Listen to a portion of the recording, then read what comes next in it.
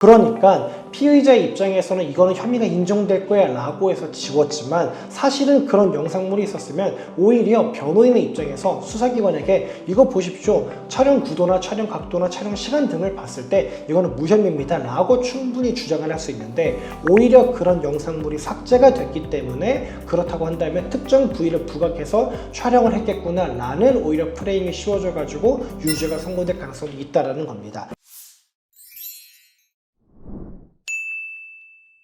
네, 여러분 안녕하십니까. 검사 출신 형사전문 변호사 법무법인 A파트의 용성호 변호사입니다. 오늘은 몰카 혐의로 조사받을 때 꼭 지켜야 될 유의사항이 무엇인지 말씀드려보도록 하겠습니다. 결론부터 말씀드려보도록 하겠습니다. 몰카 혐의로 조사받을 때, 수사받을 때 절대 하지 말아야 되는 게 뭐냐면요, 내가 촬영했던 불법 촬영물 삭제하는 겁니다. 이런 행동은 절대 하시면 안 됩니다. 왜 하시면 안 되는지 설명을 한번 드려보도록 하겠습니다. 일반적으로 불법 촬영물을 삭제하시는 사람들의 심리는 이런 겁니다. 내가 경찰에 수사를 받고 있는데 나의 혐의를 입증할 만한 증거물이 이 촬영물이다. 그러니까 이 촬영물이 없으면 증거가 없어지는 거고, 증거가 없으니 내가 무혐의 처분을 받을 수 있지 않을까 라는 안일한 생각에 영상을 삭제하는 경우가 많이 있습니다. 그런데 궁극적으로는요, 그 영상물이 없어도 혐의가 인정되는 케이스가 상당히 많고요, 오히려 내가 촬영한 영상물을 삭제하면요 수사 범위가 굉장히 확대될 그럴 가능성이 있습니다. 자, 그러면요, 내가 영상물이 없음에도, 그러니까 증거가 없음에도 불구하고 왜 내가 처벌될 수 있는가 한번 설명을 드려볼게요. 일반적으로 내가 불법 촬영으로 수사 대상이 됐다, 경찰이 나를 찾아왔다. 왜 찾아왔을까요? 누군가의 신고 또는 고소가 있다라는 겁니다. 그러니까 어떤 피해자 입장에서는요, 저 사람이 나를 핸드폰으로 불법 촬영한 것 같아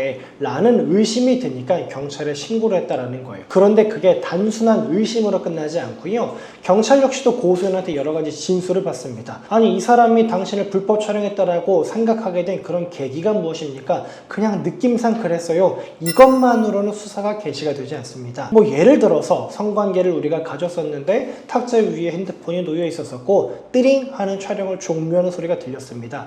최소한 이 정도 진술까지는 나와야 경찰이 압수수색 영장을 갖고 와서 핸드폰을 압수를 해간다라는 겁니다. 혹은 거기서 좀 더 나아가면 뭘까요? 그런 소리가 들려가지고 너 지금 나한테 뭐 한 거야? 라고 따져 물어봤더니 아, 미안해 라면서 자초지종을 설명하면서 같이 성관계 영상이 촬영되어 있는 불법 촬영물을 확인을 했고, 제가 상대방한테 이거 빨리 지워 라고 해서 그 앞에서 지웠습니다. 그런데 걔가 제 앞에서는 지웠는데 다른 데 복구하진 않았는지, 혹은 이전에도 여러 차례 성관계를 가진 적이 있는데 예전에는 촬영했던 것은 없는지, 그런 게 너무 걱정이 됩니다. 이런 정도의 진술까지는 있으니까 조사가 이루어진다는 거예요. 그러니까 불법 촬영 혐의를 입증할 수 있는 가장 직접적인 증거는 핸드폰에 저장되어 있는 촬영물 영상 원본이겠지만, 설령 그게 없다고 하더라도요, 촬영물의 존재를 입증할 수 있는 다른 증거, 특히나 그 촬영물의 존재와 내용에 대한 피해자의 아주 직접적이고 구체적인 진술이 있다고 한다면요,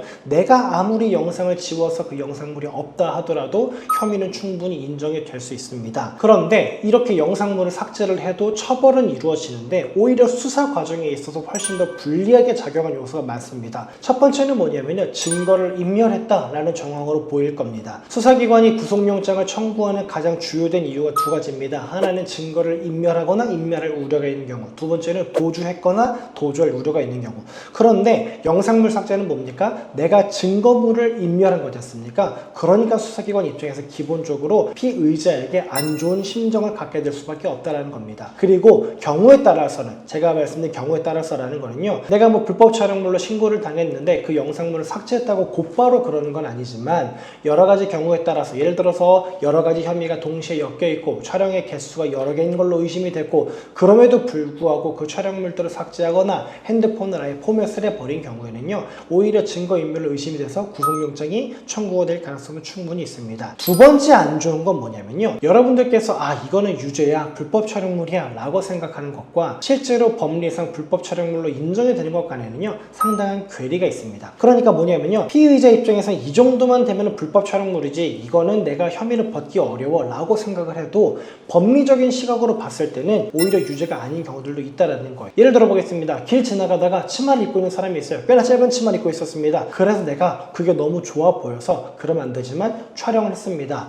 그런 다음에 그 사람이 뒤를 돌아보면서 내가 핸드폰을 들고 그 사람을 촬영했는 모습을 목격했습니다. 그래가지고 그 사람이 신고를 하고 경찰을 불렀습니다. 경찰 오는 사이에 삭제했습니다. 그래서 포렌식에서도 복구가 안 됐습니다. 그런데 많은 사람들이 길에 지나가다가 짧은 치마 입고 있는 사람 촬영하면 이거는 불법이지라고 생각을 하는데요. 생각보다 촬영의 구도라든가 줌인했냐 아니면 그런 것들 하지 않았냐 혹은 그 촬영의 시각이라든가 기간이라든가 이런 것들을 봤을 때 무죄가 선고되는 경우도 아주 많습니다. 그래서 경찰에서도요 길거리 촬영물의 경우 유무죄를 어떻게 가르냐면요 특정 신체 부위를 부각해서 줌인해서 촬영했는지 아니면 전신의 모습이 나온지라고 확인을 하고요 전신의 모습이 나온다고 한다면 이거는 혐의가 없다라고 판단하는 경우도 많습니다. 그러니까 피의자의 입장에서는 이거는 혐의가 인정될 거야 라고 해서 지웠지만 사실은 그런 영상물이 있었으면 오히려 변호인의 입장에서 수사기관에게 이거 보십시오. 촬영 구도나 촬영 각도나 촬영 시간 등을 봤을 때 이거는 무혐의입니다 라고 충분히 주장을 할 수 있는데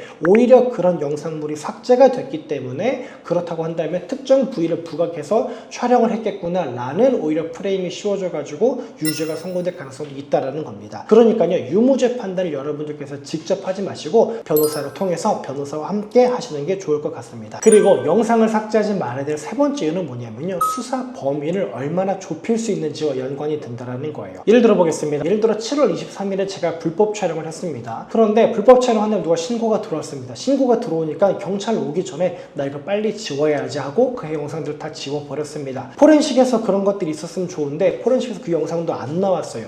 그러면 과거에 내가 그 핸드폰으로 찍었던 영상물들도 여러 개가 있을 거고 7월 23일에 찍은 영상물도 있을 건데 7월 23일 오늘에 찍은 영상물은 안 나오니까 과거 영상물들만 나온다라는 거예요. 그런데 저희가 불법 촬영 사건 하면서 포렌식 들어가서 담당 수사관과 어떤 것들을 많이 하냐 수사 범위를 한정하는 노력들을 많이 합니다. 그러니까 수사기관의 입장에서도요 이 핸드폰 구매한 다음부터 지금까지 모든 촬영물들을 다 보는 거 솔직히 영장주의에 위배됩니다. 영장의 범위를 벗어나는 것이고요 아무리 이미 제출을 했다고 하더라도 그 이미 제출 취지에도 벗어나는 거예요. 그러니까 수사기관과 변호사가 뭘 하냐면 우리가 이 부분부터 이 부분 정도까지 여기 기간에 특정 기간에 한정해가지고 수사 대상으로 삼읍시다 라는 협의들을 해나가는데 문제는 7월 23일 당일에 촬영한 영상만 영장의 대상입니다. 그것만 이미 제출의 대상입니다. 그러니까 다른 것들을 보는 거는 영장과 이미 제출의 취지를 벗어나는 겁니다 라는 주장을 할 수 있는데 7월 23일 영상 자체가 없으면 수사기관 어떨까요? 이런 것들이 과거에 있진 않았는지 영장을 통해서 봐야겠습니다 라고 하면요 오히려 부당하게 수사 범위가 더 늘어날 염려가 있다라는 겁니다. 그러다 보니까 많은 분들이 굉장히 단순한 생각으로 내가 조사가 들어오기 시작한데 그럼 그것만 지우면 처벌 안 받겠지? 라고 해서 지우는데 절대 그러지 마시고요. 오히려 그렇게 하는 것보다는요 그 영상물을 갖고 곧바로 변호사에게 오셔가지고요 변호사님 제가 지금 경찰로 연락을 받았습니다. 이런 내용의 영상물이 있는데 이게 나에게 이런 것들을 가지고 오히려 무죄 주장을 할 수 있을까요? 이 영상물들을 제출을 하면은 내가 수사 범위를 한정을 해가지고 선처를 받을 수 있을까요? 라는 취지의 법률 상담을 받아보시는 게 좋을 것 같습니다. 오늘 영상 한번 정리해 보도록 하겠습니다. 몰카 사건으로 조사받고 수사받게 되셨을 때 절대 하지 말아야 될 것 오히려 아이러니하게도 그 영상물을 삭제하는 겁니다. 영상물 갖고 곧바로 변호사 사무실 방문하셔가지고요 변호사와 상담 받으시면서 향후 대처를 어떻게 나가는 게 좋으실지 논의해 보시는 게 좋을 것 같습니다. 오늘 영상 보시고요 궁금한 점 있으시면 댓글 남겨주시면 친절하게 상담 진행해 드리도록 하겠습니다. 고맙습니다.